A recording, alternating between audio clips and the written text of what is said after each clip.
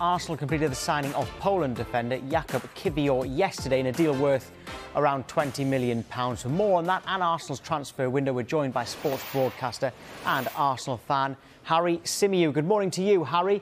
How happy are you with this signing and what will Kiwior add? Morning, everybody. Yeah, I'm delighted with the signing. He's a player that's really impressed in Italy in recent times. He's somebody that has been looked at by a lot of the big Italian clubs. AC Milan, Juventus were both credited with an interest in the player not so long ago. He's really kind of stepped up to the mark at Spezia, and it's not the best Spezia team. So for somebody to stand out the way he has says quite a bit about him. I think a left-sided centre-back was something that was very much on Arsenal's agenda, but I have to be honest, I thought it was something that would wait until the summer, given the cover they currently have in the defence in general. But the deal's done, it's over the line, and he's a very exciting prospect, and I'm really pleased by it. Arsenal amongst a host of clubs interested in Real Valladolid right back Ivan Fresneda. We've been talking about him all window, actually, a forward-thinking right back. What type of player, is that the type of player you should be going for? Yeah, absolutely. But I think you've got to note that this is very much one for the future. This is not a signing that I expect to come straight into the first team squad and someone that I expect to play a big part. It looks as though he's going to be loaned back to Real Valladolid, and that in itself suggests what I've just explained, that this is one for the future. It's interesting, though, because the right-back position is one that Arsenal at the moment are pretty well stocked in.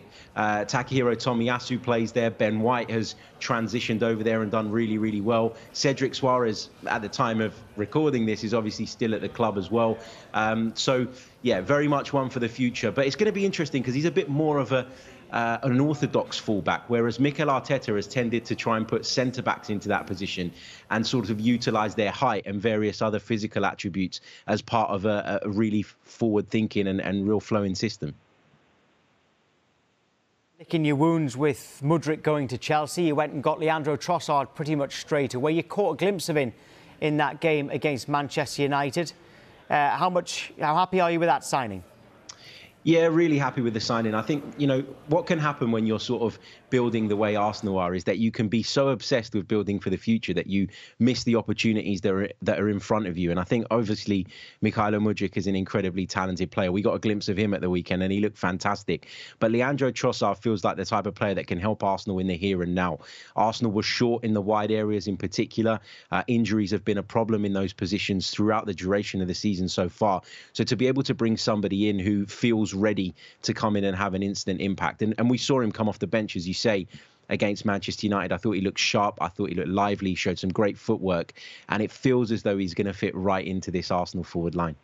Well, what is it that's clicking about this Arsenal side? I'm thinking, can they win the title as they are now? Or do you think they're still missing someone in this window to get them over the line? I think what's really clicking is the belief thing. I think that for me is the big deal right now. You know, we know that Arsenal can play pretty football. We know that Arsenal are coached in a certain way. And we know that when it comes off, it's very, very difficult for teams to deal with. But what we've seen now is a belief, not just in the collective, but on an individual level as well. The likes of Martin Odegaard, Bukayo Saka, believing in their own ability now to go out there and ultimately decide games by themselves. That's what you're seeing now from this Arsenal side. A never say die attitude as well, which again is something that's been missing for years. I don't want to speak for all Arsenal fans, but for me personally, looking at the squad at the moment, there is one area in which I feel we're still a little bit weak, and one area that I feel like we could potentially be undone in, and that's in midfield.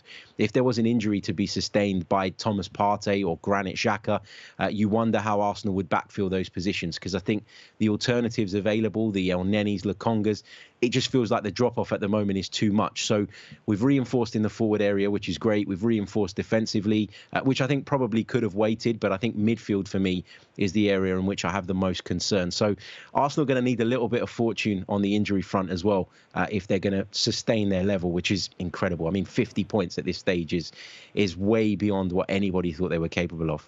Yeah, our Arsenal fans who are getting in touch are all suggesting they need another midfielder as well, just like you, Harry. Thank you. Great to speak to you. Thank you, guys.